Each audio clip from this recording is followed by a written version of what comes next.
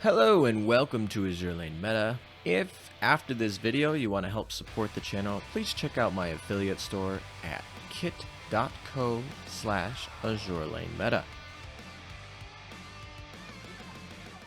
Hello and welcome back, guys. Today we have a very exciting video, and that is me build a fleet for the fleet that I use for my end of the season Admiral of the Navy challenge. A lot of the footage in this video is going to be footage from my test season, the season before I undertook my Admiral of the Navy challenge with my Admiral of the Navy ninjas. That challenge obviously was successful, but this is going in depth into the fleet that I used and using footage from when I practiced in the season before, because of course I wanted to see which fleet I was going to use to get a top 10 spot in the PvP scene. You gotta test if you want to find out what's the best. Do note though that because of some technical difficulties, parts of this video would have to be remade after the fact, so it's kind of weird. The point is that not all the footage is from before the actual competition took place, but most of it is, and we're going to be understanding on the preface that this was built before I actually undertook the challenge. I actually have a few things that I think could be better in the future because of the emergence of the Mafia fleet. The Mafia fleet during that end of the season Admiral of the Navy fleet challenge for that PvP season really showed how strong it was and how popular it's going to be going forward. If you guys want to see me build a Mafia fleet, build a fleet video in the future, make sure to like this video so that I know that you guys would be interested in that. You can also leave me a comment in anything that you think needs to be said in the Mafia fleet video if we end up making it. So with that said, the Mafia fleet wasn't necessarily the highest thing on the radar when I was building this fleet. I was more worried about taking out Shinanoru fleets, which is Shinano plus Hero. So let's get into it. We are building an Italian fleet. So if you're building any type of Italian fleet, we're going to start off with that. And we're specifically building a variant I like to call the Modern Sniper. Why is it called the Modern Sniper? We'll get into that. But the point is we're going to start with an Italian base. So let's start with Aquila. You basically have to use her. She's one of the best PvP ships right now that we have. And we're going to use her. And the reason we're going to make it Italian is we're going to go with the Veneto. Vittorio Veneto is an extremely strong ship. She allows you to boost your Aquila, and she also has an early strike. This is primarily the reason why we need a third Italian ship. Of course, there's only Littorio really for the backline unless you want to use some really, really bad ships. But Littorio is not good for PvP, so we are subject to changing one of the frontline vanguards. Of course, we are given Duca, and that ship is absolutely amazing. She is tanky, she has some firepower, she has survivability, and of course, her main feature being that she is torpedo memes. So of course we're going to use Duca here. She's pretty much the best option, technically not the only option, but really the best option, especially for a fleet that we're going to be aggroing here. The whole idea here is that Aquila pre-launches with a preloaded strike, and Vittorio Veneto will have an 80% reduction on her cooldown on that first launch. So we're really going to have a lot of damage coming out of the backline in the first 10 seconds, and Duca actually has a preloaded torp and then has a half reduction on her second load up. So depending on what torps you equip her with, that can come out around that 10 to 15 second mark. Meaning before 15 seconds, we really are putting a ton of damage downrange. Now, the rest of the Italian faction's actually kind of weak, so we really need to figure out what we want to do with the rest of the fleet. The really interesting part about running an Italian fleet is, A, you can run Aquila without the Italians, meaning you can run Aquila and 5 other ships, whatever 5 ships that you want. You can also run what I like to call full Italian, which is really just 3 Italian ships. The Italian fleet cannot really make a 6-ship fleet that's effective in PvP. They really only make 3. And so this is what I would say the 3 best ships are. So we got to work with that. So who are we going to go for the third and final slot in the backline? Warspite. You might have guessed this when I said that this is going to be a modern sniper variant of the Italian fleet. So Warspite went from being not that good of a ship about 2 years ago to getting a retrofit that gave her a targeted sniping ability, which ultimately changed the meta forever once she came out. And then her skill literally became nearly irrelevant with the hidden carrier mechanic and people using triple carrier fleets to hide from her, or really just not having as much effectiveness. So Warspite really died off. And then Aquila came. Aquila is Warspite's best friend, okay? Acula means that Warspite will be able to snipe whoever she wants again. This is why we call it modern sniper. Warspite is the sniper ship, so I like to call any fleet that focuses around getting Warspite off to be a sniper. The idea is that Warspite can kill a ship between the 10 and 20-second mark, and if the ship that she's firing against is slow enough, like a carrier, there is potential there that Warspite could end that carrier's life before that carrier can launch a single airstrike. That effectively makes it a 6-on-5 fight, and that is fantastic. Old sniper fleets just had Warspite target whoever was opposite of her. However, with the hidden carry mechanic, that doesn't always work. So what I like to call modern snipers is when you have Acula or Perseus, but mostly Acula, that allows you to reveal all of the carriers before Warspite hits. Warspite has her targeting barrage come at the 10-second mark, and Acula should be able to, if you equip her properly, reveal all the carriers before the 10-second mark, meaning Warspite, once again, can target whoever you want. This is why it's called modern sniper. So this is the focus, is getting Warspite to kill somebody and turn this battle into a 6-on-5. That is the whole focus of this fleet. Veneto's purpose is used to boost Acula so that she can have more chance of revealing an opponent's carrier so Warspite can snipe it better. Now in the front line, we have a lot of options here. There's actually tons of different options. We could go with anything from Yukikaze to Juno to all that sort of jazz. But I really think because we are super aggroing here, and the idea is to get a high score in PvP, you really need to stall out as long as possible, and then that means you only have a very limited amount of time to do your battles with no resets, and the faster your fleet can get a win, the longer you can wait out. It's a game of chicken, and that game of chicken is somewhat dependent on how confident you are in your fleet winning quickly and winning consistently. This fleet's focus is to win quickly. Certainly we can have fleets that are more consistent, but we want to win very quickly, which would allow me to wait as long as possible until I have to do my battle. That could be me averaging to get this fleet to finish it in less than 30 seconds. That's really what we're hoping to do. That way I can wait and get a higher score. So while we could use all of those traditional really good PvP ships that I put in tier 1 and tier 0, we're going to be using Torp memes. Of course, the Duca is going to be important for the Torp damage, so we're going to put it in the middle, but Noshiro and Jinsu can buff any light cruiser. This is interesting because even though Duca is not Japanese, she can get buffed by Noshiro and Jinsu, who double buff her. Of course, Duca also buffs herself, so this is really going to be the synergy for getting a lot of Torp damage in. And we'll go over a lot of the decisions when we get into the equipments. Of course, at this point, you can skip right to the battle and see how this fleet actually performs in my test season. Or if you want to see how I built this fleet with the equipments, because sometimes equipments make or break a fleet, you can watch that right now. So first off, we'll start off with the thumbnail ship and the most important ship that has been revolutionizing what fleets can be used in PvP again, and we're going to start off with Acula. So the most important skill for Acula here is this skill, which allows us to have one preloaded airstrike and decrease her additional airstrikes by 10%, as well as the damage dealt by 8%. That's raw 8% extra damage, as long as we have a dive bomber equipped. So that means the top priority for her is to get a dive bomber. I like to call this the gold Helldiver, but it's the XSB-3C. This plane is the best dive bomber that we have right now, and so we plus 13'd it, added it on her. This 2,000-pound bomb just does so much surface DPS, and of course, that's what we care about in PvP mostly.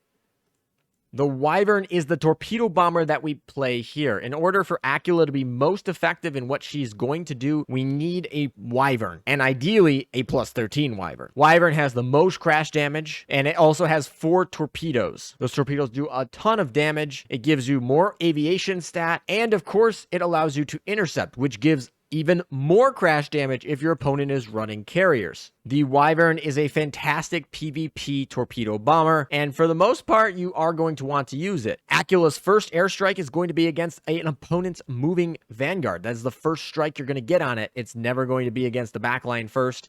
So it will drop those torpedoes in a very wide range, but it will be able to probably get some hits on the vanguard that's going to be moving. And then the Wyvern hits into the crash damage and the backline, revealing the opponent's backline.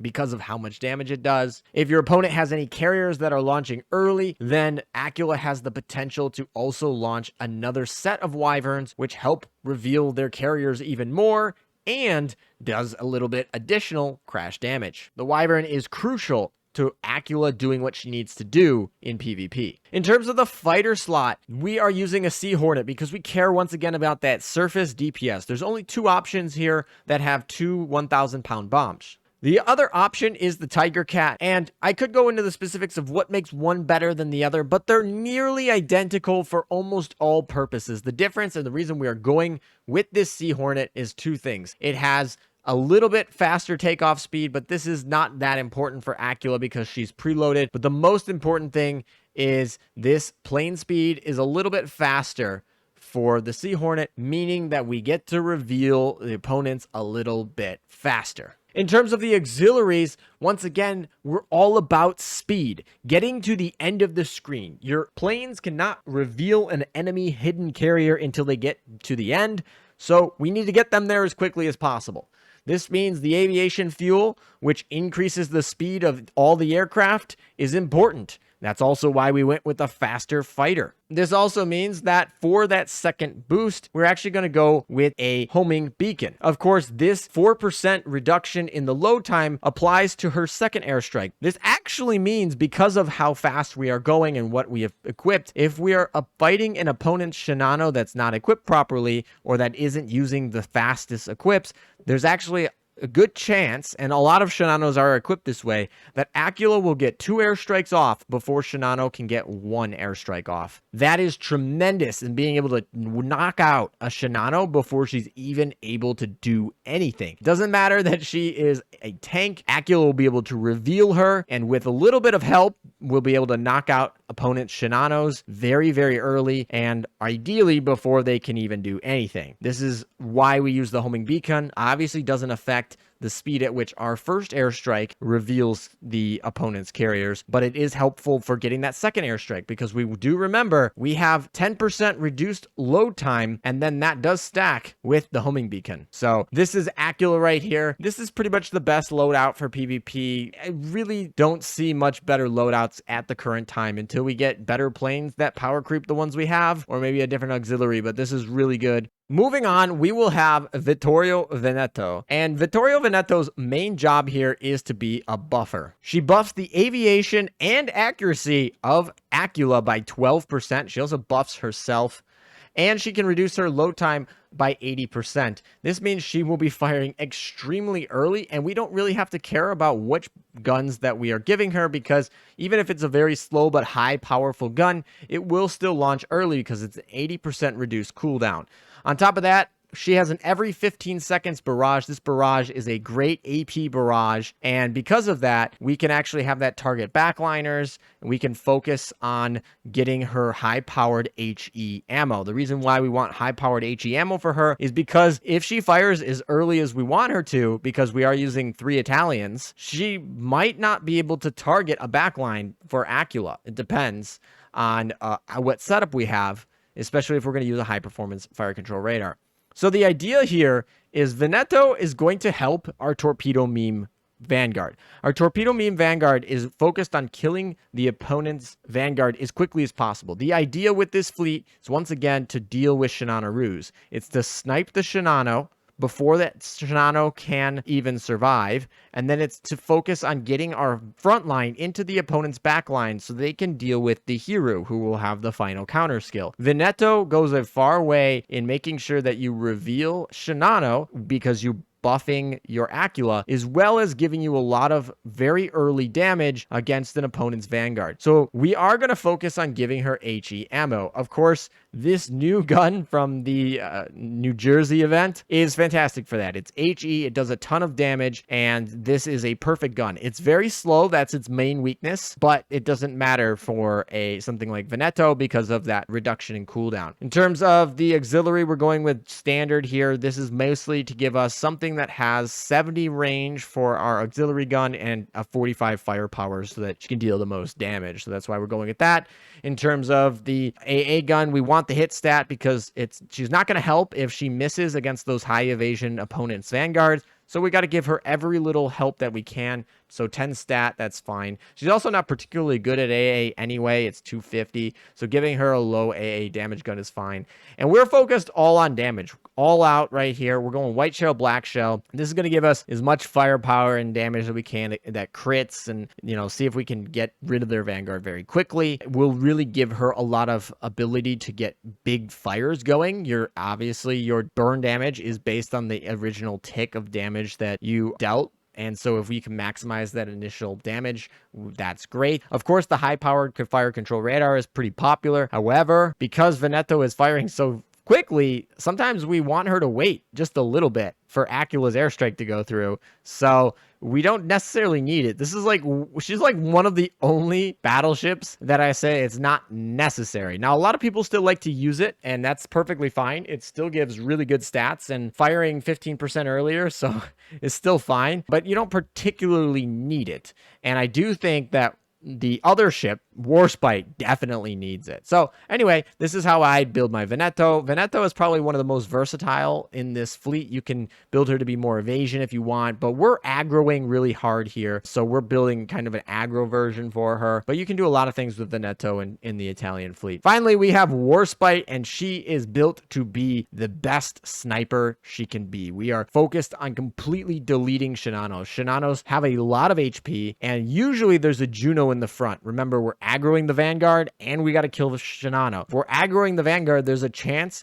that Juno will die and give her skill to heal Shinano before Warspite finishes. So we really need Warspite to deal damage. Our opponents that she's sniping are likely going to be heavy armor, so we are going to go with the best AP gun we currently have, this double volley here. This also allows us to fire a little bit early at that 17 mark. That's very quickly. And then we also reduce it by 15% loading time. High performance fire control radar, absolutely essential for getting this snipe off before anyone else. There's been a lot of times where I would go and when I would fight and there would literally be an opponent's Warspite and mine would have the high performance fire control radar, and we just fire first. It's essential. White shell is probably the best slot here. Once again, this is going to increase the main crit damage.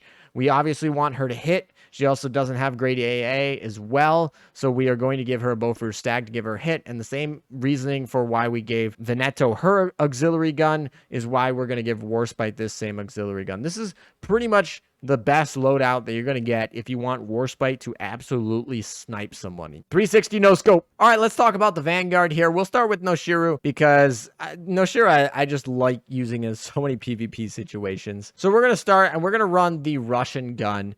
This is, one of the best light cruiser guns. You could run the Seattle gun. This gun, in terms of DPS, are almost identical. It does a little bit more damage, but it's a little bit slower. But the main reason here is that the Russian gun gives an extra 10 firepower at the expense of 15 AA. And because we're running an aggro fleet, we're just going to add that firepower because that's more damage. If you're running not an aggro fleet, maybe you want the AA for your Vanguard to be more survivable. This is kind of personal choice. Also keep in mind that the Seattle gun is using better modifiers against medium and heavy armor because most of your opponents are going to be light armor that we care about. It's not too detrimental. The difference is pretty small, and most of the medium armors and heavy armors you're going to be taken care of with your torps anyway. So the difference in that is pretty negligible, but also keep in mind the 15 extra firepower is also pretty negligible. You could use either one. In terms of the torps, we're using a quad. We're using a quad because this fires a little bit faster than a Quinn. So at the 20-second mark, so she'll fire a preloaded and then a second one at the 20-second mark. Noshiro will most likely make it to that second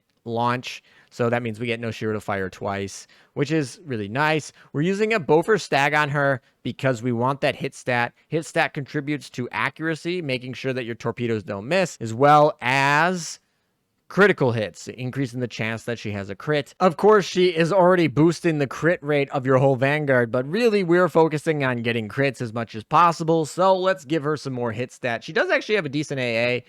And we could probably put a sextuple Bofurs on her to make her survive a little bit longer. Good chunk of evasion right here. She does pretty good at surviving. We give her half survival, half aggro here. Noshiru a lot of times is planned to be the last surviving ship here. So we are going to give her evasion because, why not give her some survivability? But we do want her to still be able to have a punch with her torpedoes. So we do give her an oxy torpedo. You can go all in with double oxys. You can also go with more survivability by giving her, you know, some more HP or something like that. I chose to hedge a little bit more on Noshiru just so that, you know, she might be able to survive an airstrike of an opponent's Acula. Next up, we'll skip over to Jinsu. Jinsu is actually going to be put in the front. So actually, we're going to be using a slightly different loadout for her. The same reasoning for the reason we went with the Russian gun for Noshiru is the same reason we went with for Jinsu. Once again, they're not firepower boats, so it doesn't really make too much of a difference. We are increasing that torp crit damage by 30%, so when we have our other ships focusing on getting those critical torpedo hits, that's really beneficial because it increases the damage that does by 30%. That's really why she's used here. She's also decently tanky with this skill, but her HP is definitely not as high as we'd like it. So we are focusing on her dying. She obviously has a preloaded, and that is really what we're focusing on. And then she's gonna, after firing that preloaded and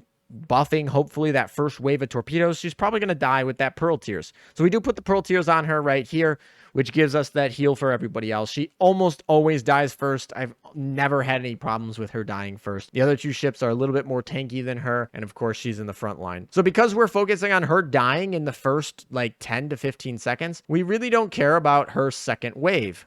That means we can run a higher damage torpedoes here than we can put on this black auxiliary. This black auxiliary torpedo does give up a little bit of torpedo stat to the rainbow auxiliary, but it gives us some extra hit, so that's more chance at a crit, which she boosts 30%. And also the first wave means they're going to be homing torpedoes for their first wave and deal extra 5% damage. This is a first wave only, but once again, she's going to not be around for her second wave anyway, most likely. And so we can actually use some torpedoes that aren't homing, but they will act like homing. You need homing torpedoes for the most part in PvP because they're just not going to hit if they're not homing. But if we can make better torpedoes that aren't homing now homing for that first launch, that means we can actually get more DPS out of them. There are two options here. The two options rely between these two torpedoes that rely on using that black torpedo auxiliary. The one on the left does a little bit less DPS in theory. However, because of the spread of the way that it launches, it will most likely do more hits. The one on the right actually puts all 5 torpedoes in a very strict line, meaning that sometimes all 5 will hit perfectly and you'll instantly KO, and a lot of times all 5 will miss and you totally whiffed. I personally like the more consistent one on the left. Some people have found a lot of success with the one on the right. I find that it almost always misses or overkills, so that theoretical DPS that it has an advantage over on the quad doesn't seem to be realized enough for my personal liking. But if you do like that one, go ahead and use it. It's a little fun to try out because no other torpedo set launches in the specific spread that this British torpedo launcher does on the 533mm. Once again, we're using Beaufort Stag because we want to increase that hit. Of course, critting is very important. Last but not least is Duca. This ship really brings a lot together. It really allows Veneto to come in and get her early strike, and it really allows us to have this aggro torp meme, which goes perfectly with our modern sniper backline. Our modern sniper backline is going to be able to really make it 6-on-5, and our front line is hopefully going to just completely take their vanguard out of the picture. Of course, we can also have stray torpedoes, and this ship is actually really insane. Now, because you can only have 2 Russian guns, we are going to have to focus on a different gun for the front line. A lot of people want her to run that AP gun. That is her gun, and that's a good gun for her option. But this Seattle gun is going to do a couple things, and one of those things is it does a little bit better DPS because it has better damage modifiers than the AP gun that she typically has. It's kind of weird, but it fires faster, it does the exact same amount of damage, and it has better ammo modifiers. Literally better across the board at every single armor type, and has the same amount of damage that fires faster. The only downside is that it gives you less firepower, but that extra 15 AA actually helps Duca survive, and because Duca is a torpedo boat, it's not really particularly that important. In terms of the torpedo slot, she has the Quinn here. Now, actually, Duca, while she has some skills that really make her a torpedo boat, this skill specifically does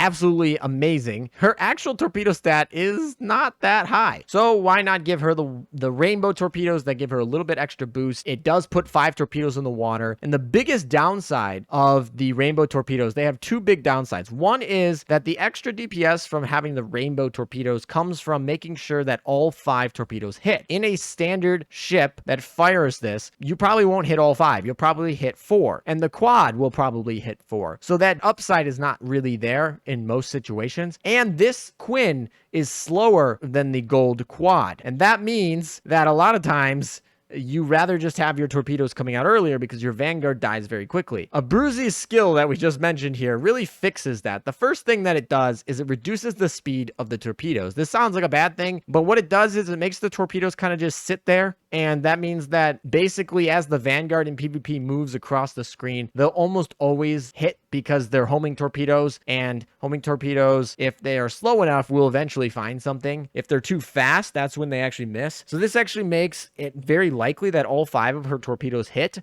So that means the actual theoretical damage she has actually is realized. The second part is the first torpedo salvo that she has a loading time reduced by 50%. So now the 20 versus 23 seconds doesn't make a huge difference because it's comparing, now we're comparing 10 to 11 and a half seconds. And Duca is going to be living through both of those regardless. So really this skill makes it where she can use this rainbow torp without any penalties. It's strictly better. In terms of the A gun, we're going to give her a sextuple. This is honestly kind of a hard decision. We need to give somebody a sextuple or else we're going to get destroyed by opponents' Aculas or preloaded when they want to use their Perseus Acula or whatever. So we do need to have some AA. She has the highest AA stat of any of the boats that have an anti-air gun slot. And so that's the theory behind putting it here. But of course, we really want her to crit. So not giving her both her stag feels weird, but she does have a higher AA stat than Noshiru and Jinsu. And, you know, she actually in her skill, she's going to be buffed for her crit by the other ships. She also buffs herself in that crit as well. Crit rate by 40%. So the extra 10 hit that you're losing probably doesn't matter too much. And this does help in her survivability quite a bit. And you do need a sextuple somewhere. And intuitively, it makes sense to put it on the highest AA boat. So that's what we're going to do. In terms of the auxiliaries, we are going all out in Abruzzi's, basically going to make these torpedoes hit super, super hard. Once again, we said her skills make her a torpedo boat, not necessarily her torpedo stat. So we do need to assist her with an auxiliary. I'm not sure I want to long-term go with double torpedo auxiliary here, but I think at least, the very least, you should run at least 1. But 2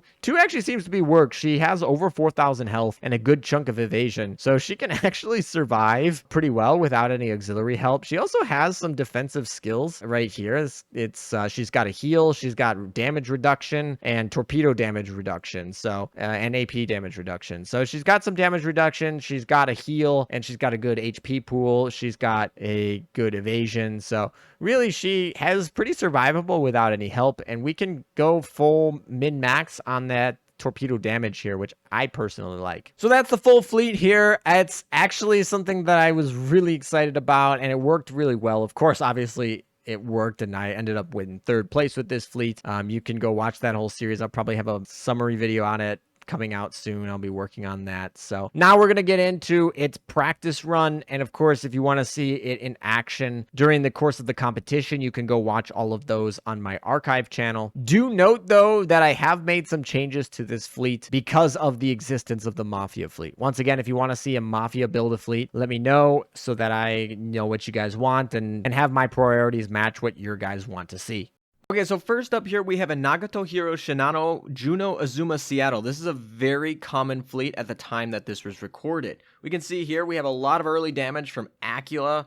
We also see that Juno procs with a Pearl Tears, and it had no Manju item on it. A Juno with a Pearl Tears and no Manju item is just asking for just not winning that battle. Of course, at the 19-second mark, we procced the Hiru final counter there because of Warspite sniping. That's going to make this a lot easier battle. We don't have to worry about final counter too much. The Shinano is going to hurt a little bit here, and but we do have those torps coming outside of Duca along with another Warspite hit, means that Shinano is taken care of. Next up, we have Nagato Hiru Enterprise Juno Azuma Yukikaze.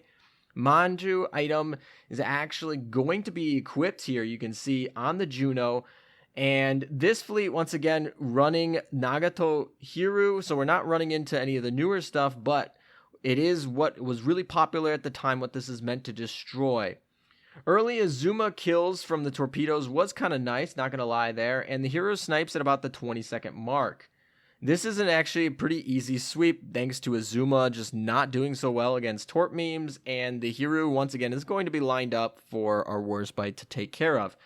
Next up, we have Illustrious, Formidable, Victorious, Ditto, Sirius, Hermione. This is not a very good fleet. This is an all HMS on an all British carrier fleet, not necessarily the strongest in the meta, but it does prove how quickly we can actually just win this battle. We killed the Vanguard in like 10 to 12 seconds, and we're going to win this whole battle in something around the 22-second mark, and that's even with a Warspite miss, a nice clean 6-0. Next up, we have Nagato, Hiru, Shinano, Noshiru, Azuma, and Yukikaze. The opponent, Noshiru, is doing a good job at mitigating damage, so if you are running into problems against torpedoes, Noshiru is great for help there. And Warspite triggers Hiru here at the 13-second mark. That's really fast. Opponent Nagato barrage procs. It kills our Jinsu with the Pearl Tears. But the opponent Pearl Tears on the Azuma plus the Yuki heals, they did make that really close, but Veneto really hits hard. Next up, we have a preloaded comp with Perseus, Acula, Veneto, Noshira, Naganami, Duka, trying to do the same strategy as us with a little bit more focus on the Vanguard. We get a little bit of luck there at the beginning, not dying or losing anybody really to their Vanguard. And once a preloaded comp like the one we're opposing here doesn't kill your Vanguard on the first airstrikes, you're going to be in good shape. Next up, we have Kane. Yeah. So this is Richelieu, Veneto, Acula, Juno, Duca, Seattle. Very strong comp. Richelieu really helps hit home in that Vanguard fight. And we can see here our Vanguard double loss on Noshiro and Jinsu. Duco staying alive a little bit, but we're actually barely going to win that Vanguard fight. Seattle dies just before it, but only to get destroyed by Richelieu when she comes out. Here in the back line, we end up having to fight, but Warspite luckily does really good against medium armor. That's all I gotta say. The 3v2 is good here. Next up, we have Nagato, Hiro, Shinano, Juno, Helena, Yukikaze. Helena's a little bit different than usual. Yuki doesn't have any luck there, and once again, we have a no Manju item with Pearl Tears on Juno. Why is that still happening? The Helena does have the Manju item here, though, so that helps. We have the Warspite proc, the Hero skill, final counter, under 20 seconds, and at that point, when you're just cleaning up with the backline at good health against only carriers, it's only a matter of time. This was a pretty easy sweep once we won that battle. Next up, we have FDG, Warspite, Shinano, Azuma, Sandy, and Drake. This is a max, a rainbow rarity, all DRs and URs here, so we're going to see how strong that holds up to, what we're running. And of course, we are going to swipe this opponent's Vanguard. Does not do very good against Torps, does not do good against AP ammo, and really a very quick battle here, and this is going to be a nice 6-0. Synergy over power. Next up, we have Perseus, Acula, Veneto, Noshira, Naganami, Duca. Again, this is the rematch from the 5th fight that we had. So we'll see the full fleet survives preloaded again. So the preloaded is not going to be doing, or the full Vanguard fleet at least, is not going to be doing exactly what it needs to do. We do get to prevent Acula's second airstrike again with the Warspite, and a pretty quick win here. This final battle is just to emphasize how quickly this fleet can finish battles. A total of 6 seconds was needed to kill this joke fleet. I usually skip on the joke fleets, but I just needed to show how important it was for speed. Of course, we finished number 1 here. This fleet is fantastic at finishing very quickly. That is very important. And that's the fleet we ran with. Veneto, Warspite, Acula, Jinsu, Duca, and Noshiru. Only 3 O's, and they're all max leveled, maxed affinity, maxed So hopefully you liked this video and subscribe to the channel if you want more. This was meant to be a little bit more in-depth view of why I chose the fleet I did for the Admiral of the Navy challenge that I did on the Washington server a little while back. Hopefully I'll have a summary video out for that eventually. Let me know down in the comments if you want me to do something like this for a Mafia fleet, which is what I'm currently using, not this fleet anymore. And take care, guys, until next time.